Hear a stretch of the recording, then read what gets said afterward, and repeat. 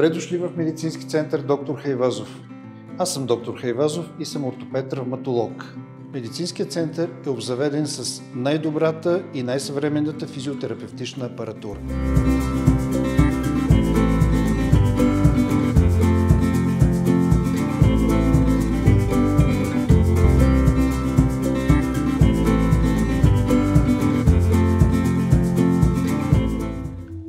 Лазер терапията в физикалната медицина започва да се използва в края на 60-те години. Масово навлиза около 70-те години и сега поголовно навсякъде се използва лазер терапията. Защо говорим за лазер терапията? Това не е обикновен лазерен апарат. Това е един специализиран, високоинтензивен лазер, скениращ, първата роботизирана скенираща система, използвана в физиотерапията. Тя е дълбоко проникваща, с дълбочина на проникване около 7 до 10 см. Лазерът работи с мощност 30 вата и дължина на вълната 1064 нанометра. Както казах, проникването му е до 10 см в дълбочина и създава много добри условия за затоплянето на тъканите в дълбочина.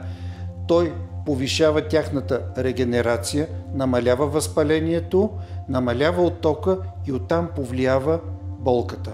Сканиращия лазер е най-добре въздействащата роботизираща система в физиотерапията. Важното за него е, че той прониква в голяма дълбочина до 10 см, което позволява да се лекуват трудно зарастващи рани, ортопедични заболявания на тазобедрената, на колянната, на рамената и други стави.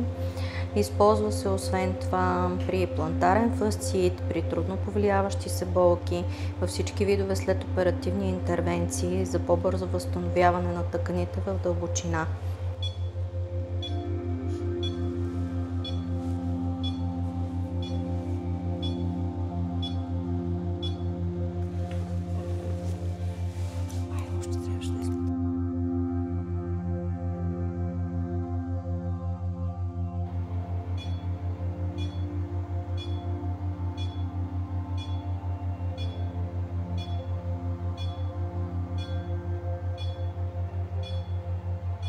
Избираме от анатомичния атлас мястото, където искаме да третираме, след което избираме заболяването, което желаем да повлияем. Избираме на дисплея дали е хронично или е прясно състояние, както и останалите параметри за дълбочина и за типа кожа, след което определяме площта, която искаме да третираме. Можем да увеличим, докато достигнем желания обем. И след това определяме дистанцията за повлияване и стартираме програмата.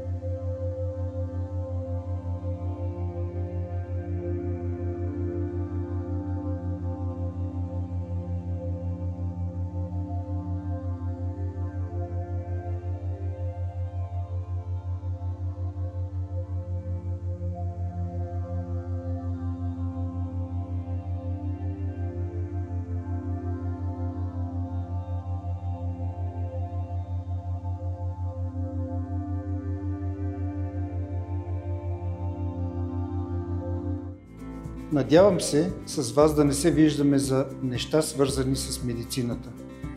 Но все пак, ако имате нужда, заповядайте.